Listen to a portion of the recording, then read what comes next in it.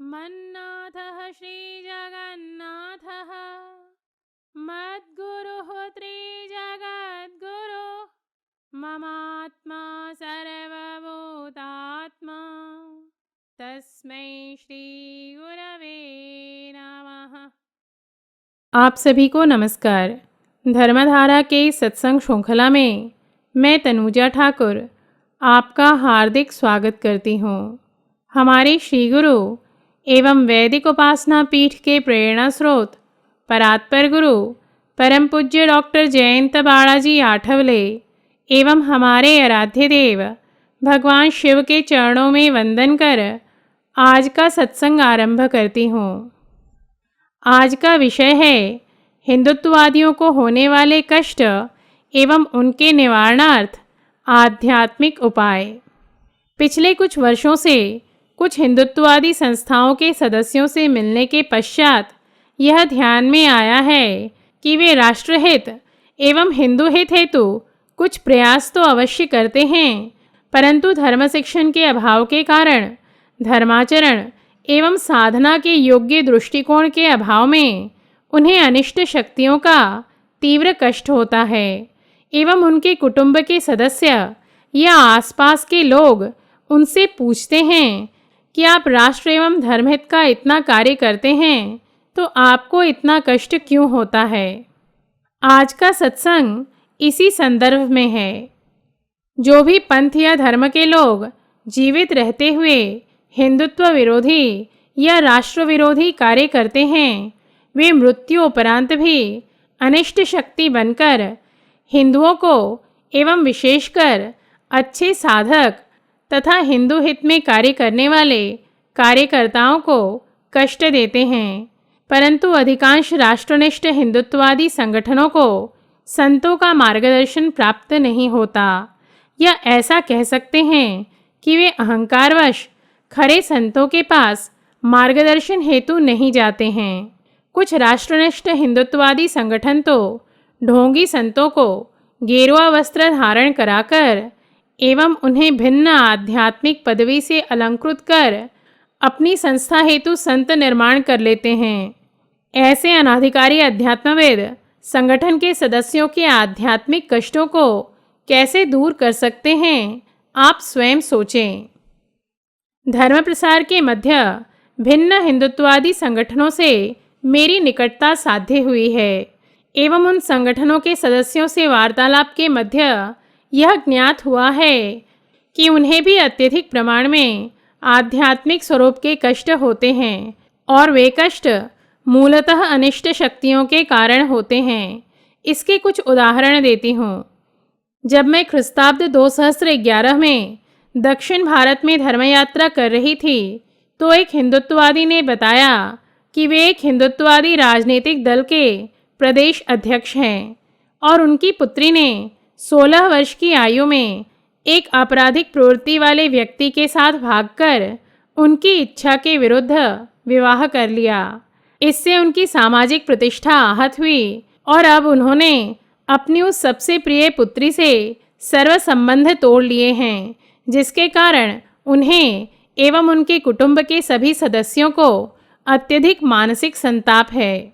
एक अन्य हिंदुत्ववादी ने बताया कि जैसे ही वे हिंदुत्ववादी कार्यों में अपना योगदान बढ़ाते हैं, उनके व्यवसाय में अनेक बुद्धि अगम्य अड़चनें आने लगती हैं, जिस कारण उनकी सेवा बाधित होने लगती है तथा उन्हें अत्यधिक आर्थिक और मानसिक कष्ट होता है।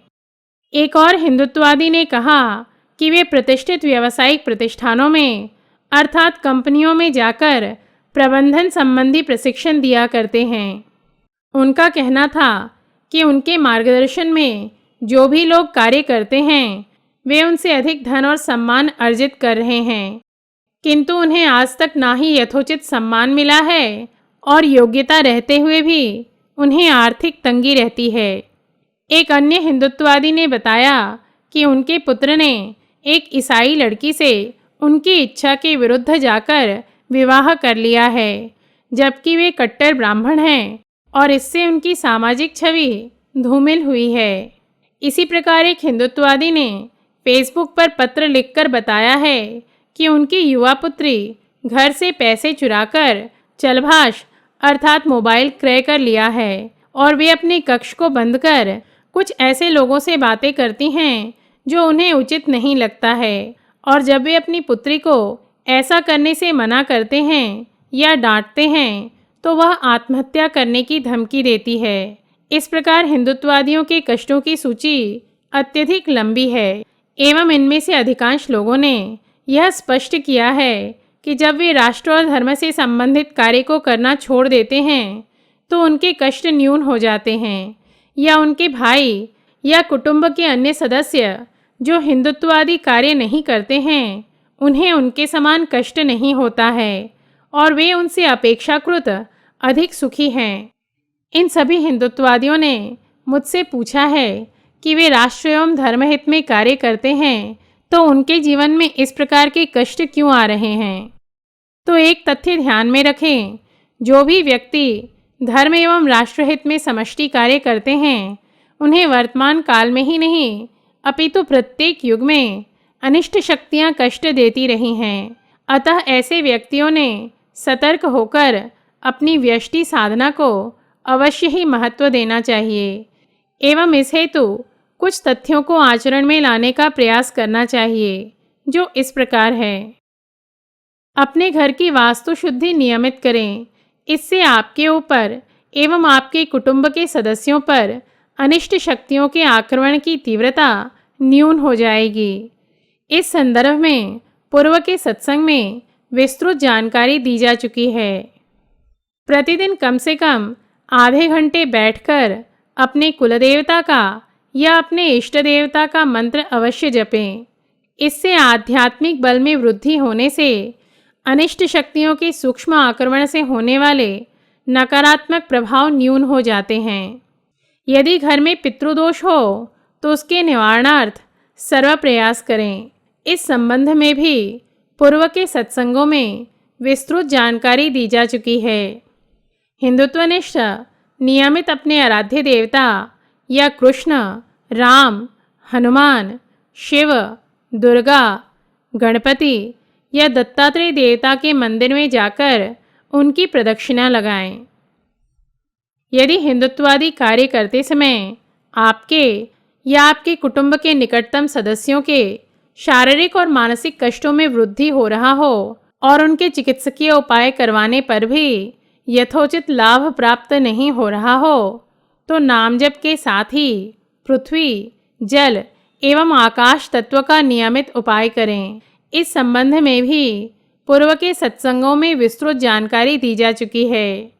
यदि कोई कार्यकर्ता किसी हिंदुत्ववादी संगठन का पूर्णकालिक प्रसारक हो तो उन्होंने अपने कुलदेवता या इष्ट देवता का अखंड नाम जप करने का प्रयास करना चाहिए, क्योंकि इससे ईश्वरीय अनुसंधान साध्य होता है एवं सेवा करने के मध्य योग्य दृष्टिकोण भी अंदर से ही प्राप्त होता है तथा वृद्धावस्था आनंद पूर्वक बीतती है एवं मन में उच्च पद और यश पाने की इच्छा नहीं रहती।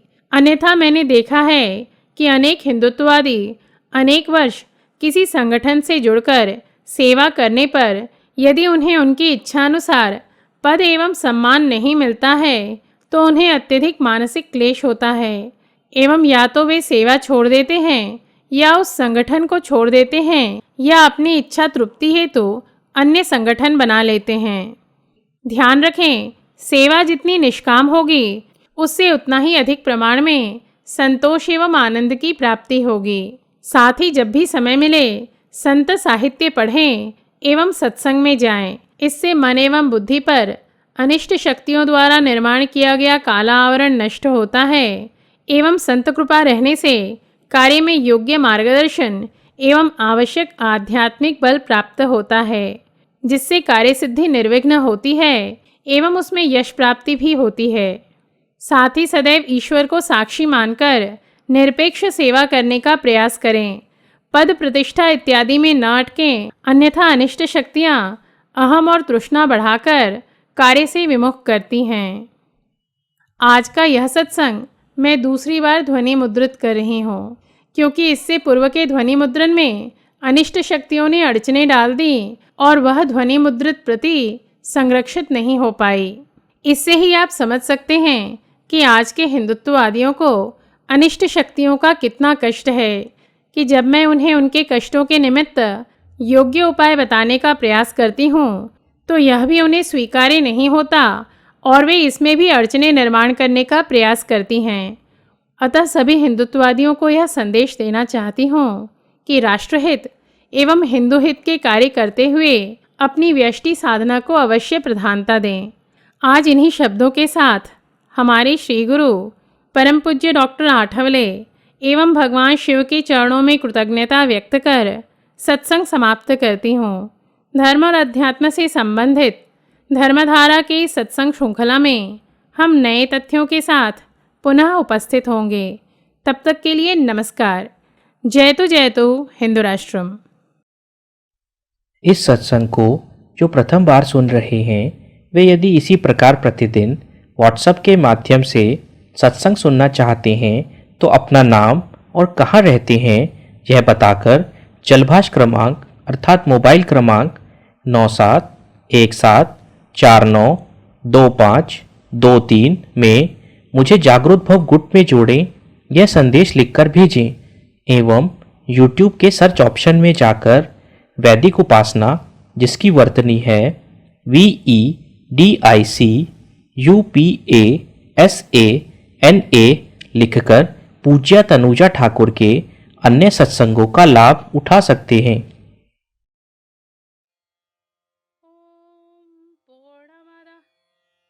पूर्णमिदं पूर्णात् पूर्णमुदच्यते पूर्णस्य पूर्णमादाय पूर्णमेवावशिष्यते।